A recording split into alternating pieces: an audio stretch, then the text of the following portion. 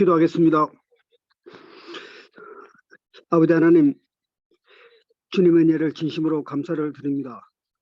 오늘 하루도 주님의 손길 속에 우리 하루를 지켜주시고 인도해 주셔서 귀한 예배의 자리로 허락해 주심을 감사를 드립니다.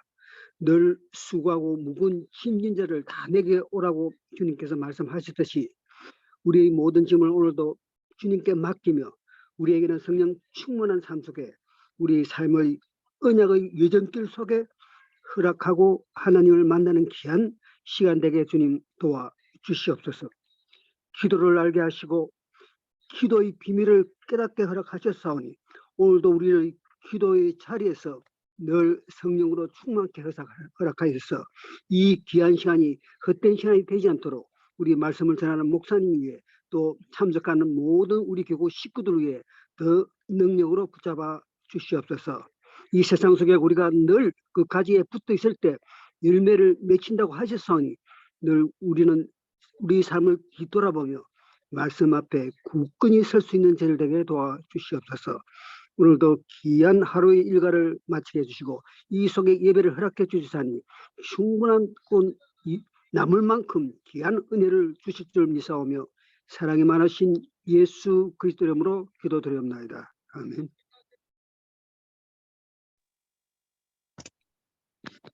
예, 오늘 구원론 23과 모세의 소명과 구원론이라는 제목으로 말씀을 나누겠습니다. 모세가 80세 때 하나님께서 호렙산에서 모세를 찾아오셨고요.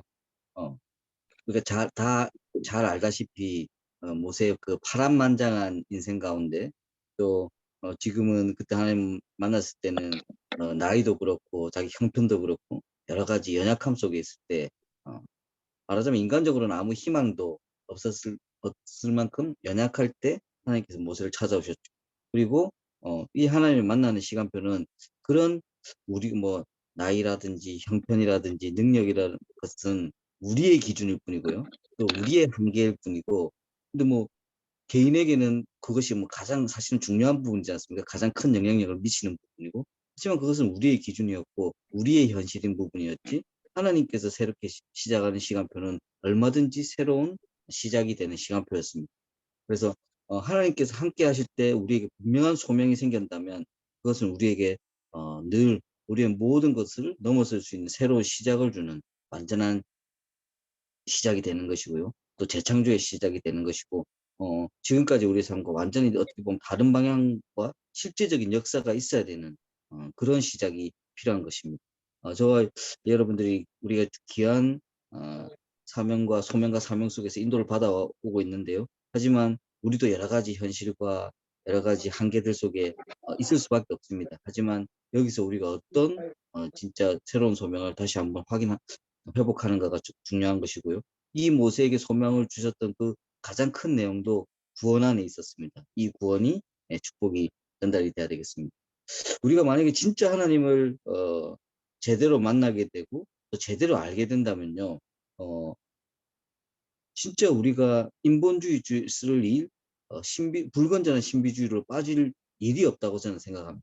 그것은 우리가 우리 방식대로 만났고 잘못 만났고 잘못 지금 진행이 되기 때문에 그런 부분이 진행되는 것 같고요.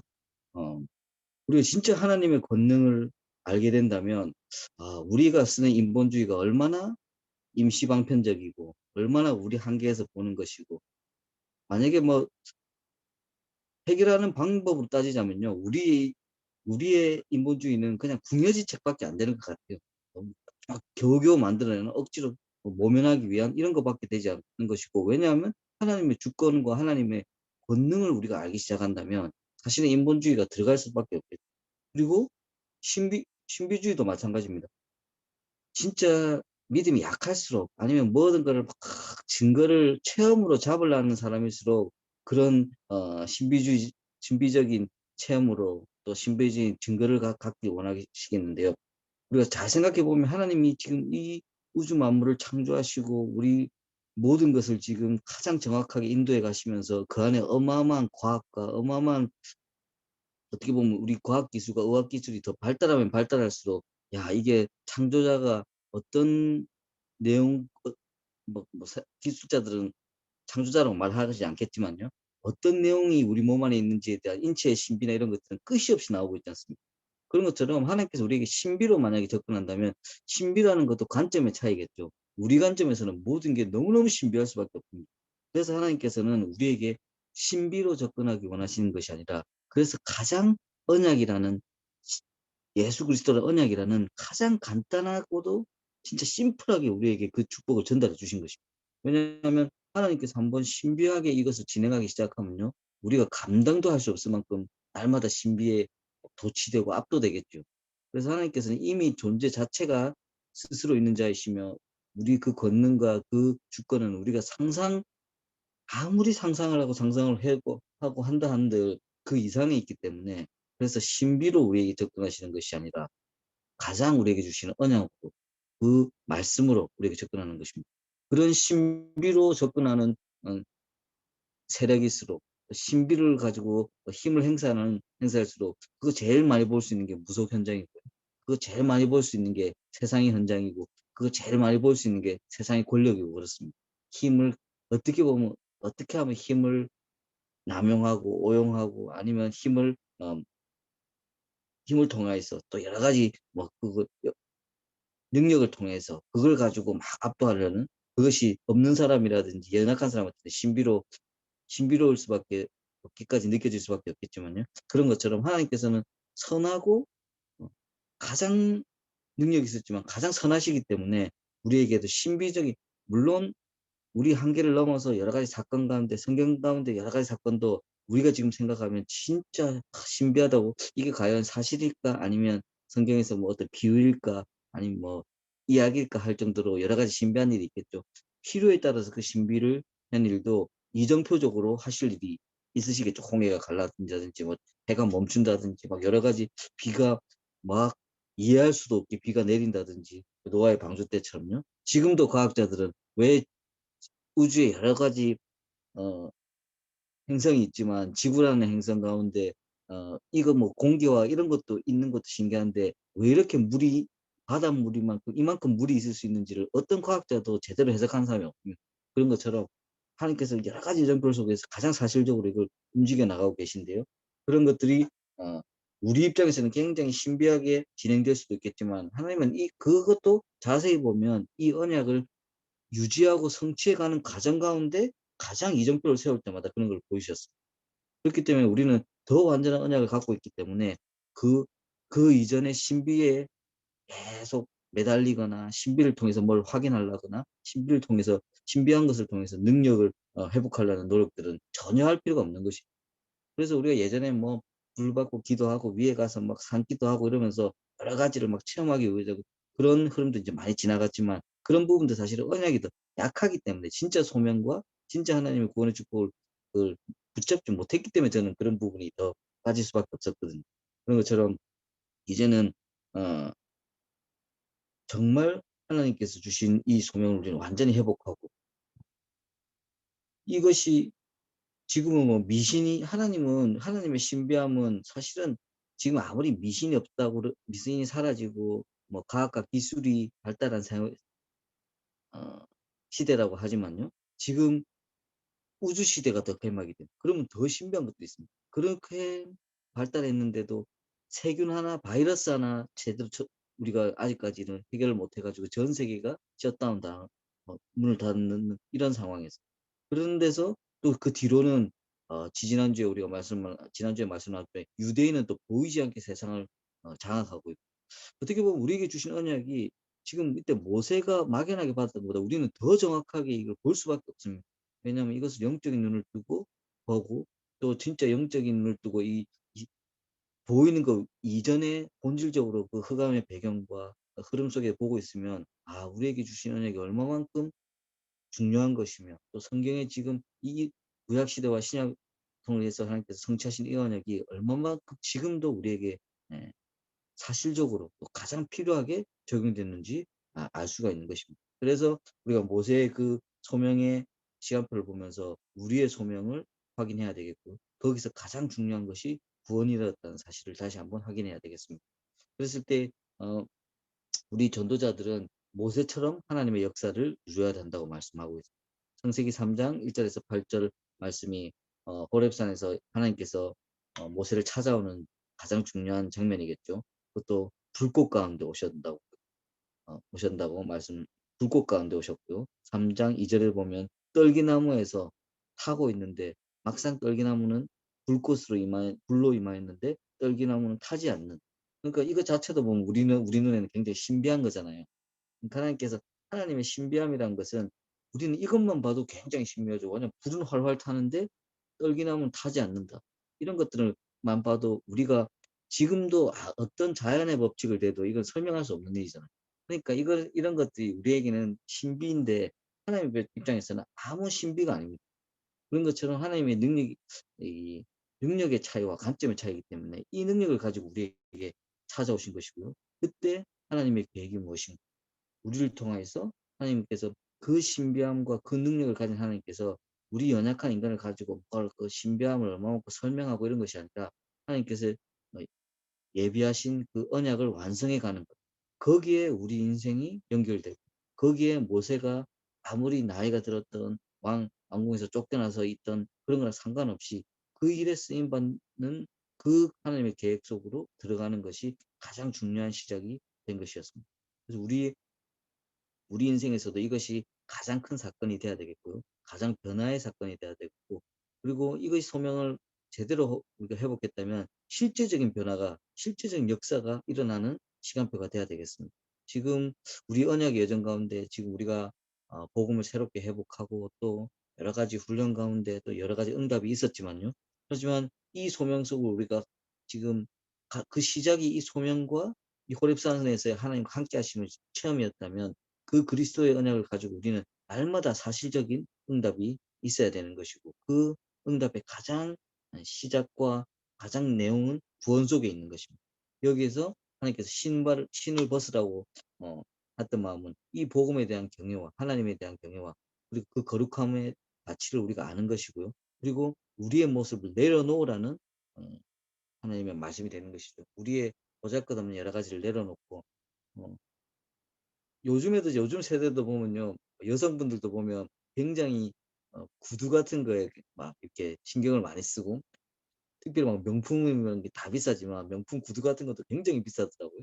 그리고 연예인들도 보면 남자 연예인들 보면 뭐 우리 눈에 별거 아무것도 아닌데 무슨 나이키 무슨 농구화라 해 가지고 이게 막 그걸로 가지고 재테크까지 하더라고요. 근데 막 우리 보기엔 그냥 농구화인데 그게 뭐 100만 원, 200만 원 어떤 건 막 1000만 원이 넘어가는 거기에 굉장히 집착하고 수집하는 사람들이 많더라고요.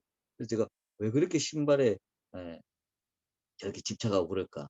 물론 멋도 있고 디자인도 있겠지만 그것이 또 그 사람의 정체성과 자기 자신을 확인하는 굉장히 여러 가지의 이 신발이 연관이 되는 것 같더라고요. 그래서 여기서 하나님께서 여기서 신발을 벗으라는 이유는 우리의 그래 봤자 연약하고 아무 여러 가지 한계 있는 그 신발을 벗고 하나님의 거룩함 속으로 들어오라는 것이었습니다.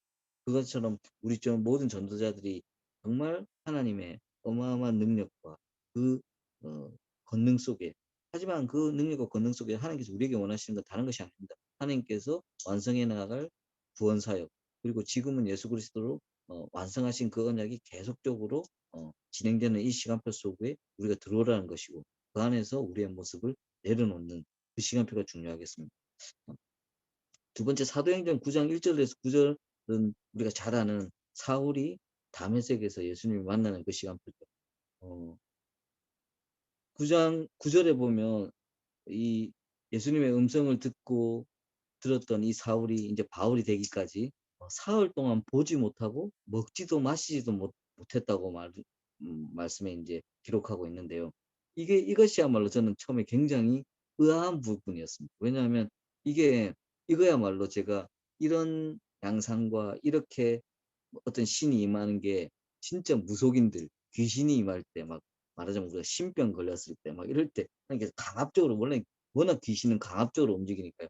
제가 전에도 말씀드렸지만 뭐 부여의 어떤 막 무속인 만났을 때 신받기 싫어 가지고 막 발버둥 치다 교회 갔는데 교회 갔다 오자마자 들어와 가지고 3일 동안 기어 다녔다고 했거든요. 고런 식의 약간은 '또 왜 이렇게 하나님께서 이렇게 바울에게 이런 식의 접근을 하셨을까?'라고 생각했을 때 바울이 지금 계속 이 교인들 초대 교인들을 핍박하면서 특히 스데반의 죽음을 보면서 여러 가지들이 물론 자기의 지식과 배경과 철학과 이런 세계관들은 워낙 깊은 사람이었기 때문에 그것이 깊은 반면에 굉장한 갈등도 있었겠죠. 야, 뭔가 설명할 수 없는 여러 가지. 이 속에서 하나님께서는 이 언약이 성취된 언약이 가장 정확하게 전달될 때 쓰일 인물로 바울을 선택하신 거죠. 그래서 하나님께서 우리의 뭐 모든 것을 아시니까요.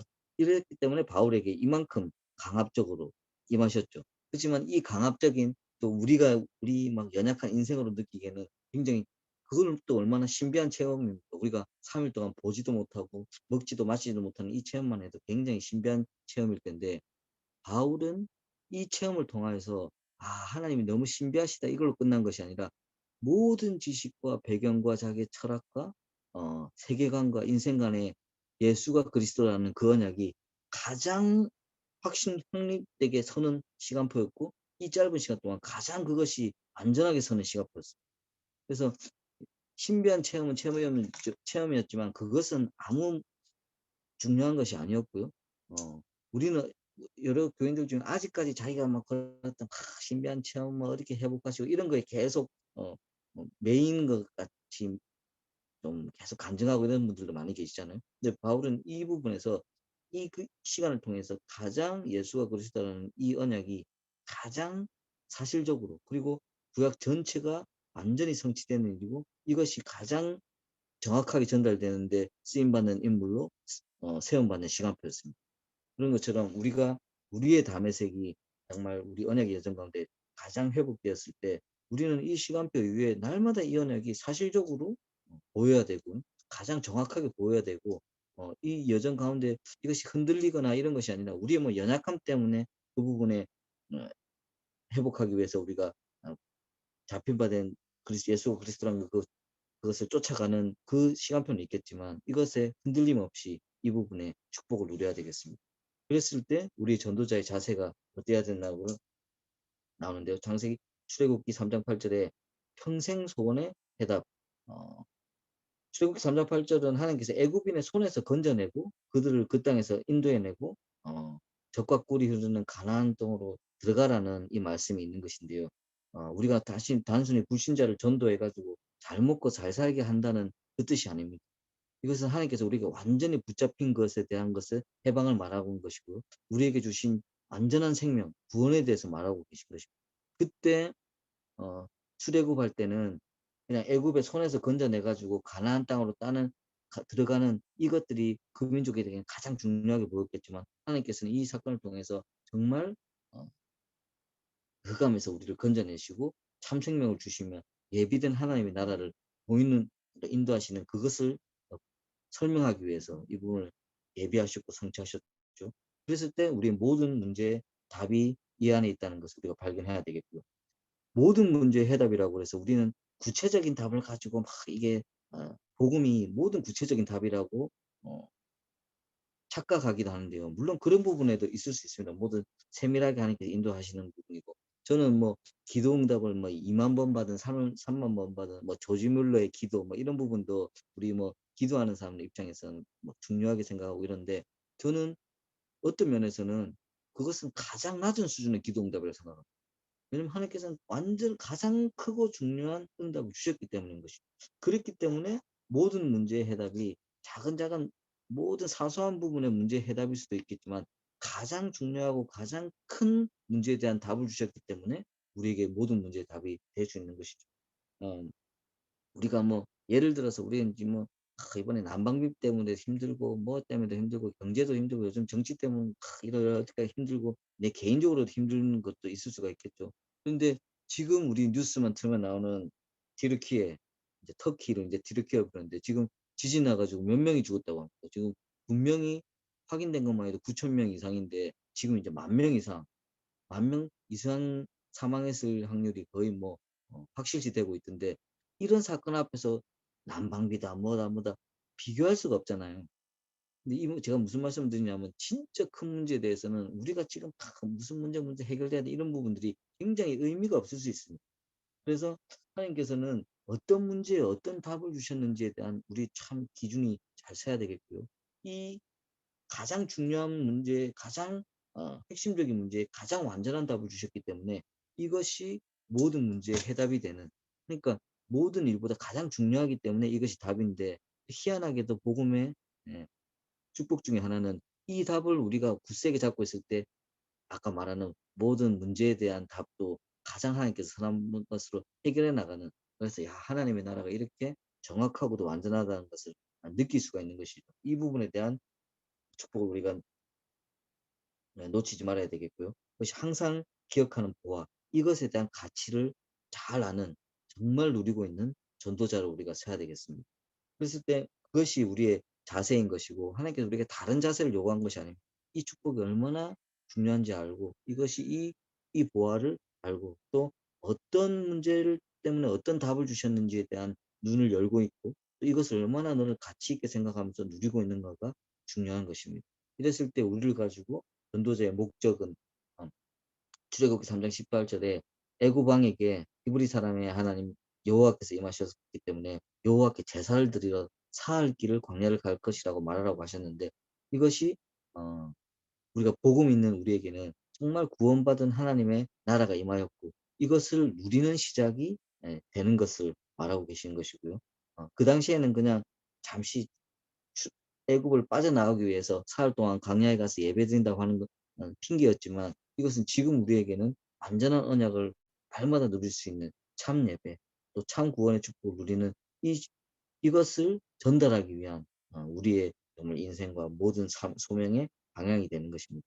그랬을 때 이 희생제물로 오신 창세기 3장 25 절에 여자의 후손 예수 그리스도에 대한 이 내용을 우리는 전달하는 것이고요.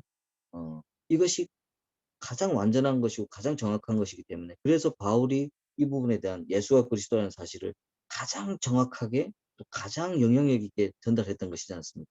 그런 것처럼 우리도 이 부분이 가장 흔들림 없이 전달돼야 되는 것이고, 창세기 4장 1 절에서 20 절에 계속 구원론 이후에 가인과 아벨의 사건을 계속 말하고 있는데, 이것이 단순한 것이 아니라요, 자기 방식대로 예배드리고 자기 방식대로 해석하는 가인의 모습이 절대적으로 우리의 모습일 수도 있기 때문이거든요. 그래서 완전히 이 희생 제물 어린 양의 언약을 제대로 이해했다면 예수 그리스도의 완전한 언약도 제대로 이해해야 되는 것이고, 이것이 하나님께서 지금 우리는 인제는 뭐 어떤 방식으로 제사를 드리라는 것이 중요한 것이 아니라 이것을 가장 누리는 예배와 이것을 가장 누리는 복음이 시작돼야 되겠습니다. 이것이 우리 전도자의 증거와 소망으로 서야 되겠는데요. 아 우리가 지금 어떤 스토리를 가지고 어떤 모습을 든 간에 하나님께서는 이 언약이 우리에게 전달되고 이것이 정말 현장으로 전달되는 일에 가장 어 소망을 두고 우리를 부르셨습니다. 이 일 때문에 우리가 전도 운동이 걸어온 30년 있었던 것이고, 이 일 때문에 우리 교회가 지금 서 있는 것이고, 이 일 때문에 우리가 지금 모여서 함께 훈련하고 예배하고 메시지를 나누는 것입니다. 이 증거가 다시 한번 우리에게 가장 회복돼야 되겠고요. 어 가장 어 우리가 영적인 눈을 두고 이 단순한 것 같지만 가장 이 누려야 되는 것에 어떤 다른 기준과 다른 누림들이 들어오지 않는가 하는 것을 우리가 잘 봐야 되겠고, 또 다시 한번 말씀드리지만 우리에게 주신 이 구원이 가장 큰 우리의 가치와 기준으로 적용이 되고 있다면 이미 우리에게 주신 소명이 사명으로 이어지는 그 흐름으로 가장 자연스럽게 우리가 이어지는 것입니다. 왜냐하면 우리가 이 구원을 축복을 누리고 있을 때 이미 하나님의 가장 큰 힘과, 또 하나님은 지금 이 언약을 완성해 나가시면서 지금 시대를 향한 하나님께서 계획이 있으시잖아요. 그 부분에 우리가 연결되는 그 흐름으로 저절로 우리가 인도를 받게 되는 것입니다. 그랬을 때 우리가 지금 우리 교회의 시간표, 전도운동의 시간표, 또 우리 개인의 시간표를 잘 보면서 그때그때마다 하나님께 주신 구원을 통한 우리의 소명을 가장 회복하면서 이 일에 증거가 돼야 되겠습니다. 가장 힘들고 연약했던 시간표에 모세에게 가장 하나님께서 큰 소명을 주셨던 것처럼 우리의 모습과 상관없이 우리가 이 부분을 우리 축복을 들어갈 때 다시 한번 가장 이 시대를 향한, 다시 한번 출애굽과 다시 한번 광야에서 승리하는 이 모든 일들이 새롭게 시작하는 시간표가 될 것입니다. 이 일에 우리 귀한 구역의 모든 사명자들이 가장 증인될 수 있도록 축복드리겠습니다. 아멘. 기다린 우리 귀한 사명자들과 함께 하나님께서 주신 완전한 언약을 확인하게 하시고 그 속에 우리의 구원의 축복과 그것을 누리는 우리의 삶이 어떤 소명과 사명을 가질 수 있는지 확인하게 하시니 감사를 드립니다. 이것이 우리에게 가장 중요한 가치가 되게 하시고 가장 중요한 능력이 되게 하시고 가장 함께 하심의 증거가 될 수 있도록 우리를 축복하고 인도하여 주시옵소서. 우리의 아, 우리는 아직도 연약하고 여러 가지 한계와 틀 속에 있을 수밖에 없지만 이 소명이 정말 다시 한번 회복될 때 또 우리에게 우리의 삶과 모든 현장 속에서 가장 새로운 시작이 일어날 뿐만 아니라 홍해를 가르고 여리고를 무너뜨리는 이 증거가 일어날 수 있도록 정말 우리가 이 축복 속으로 날마다 들어가는 증인 되게 하여 주시옵소서. 모든 말씀 살아계신 예수 그리스도의 이름으로 기도드렸습니다. 아멘. 아멘.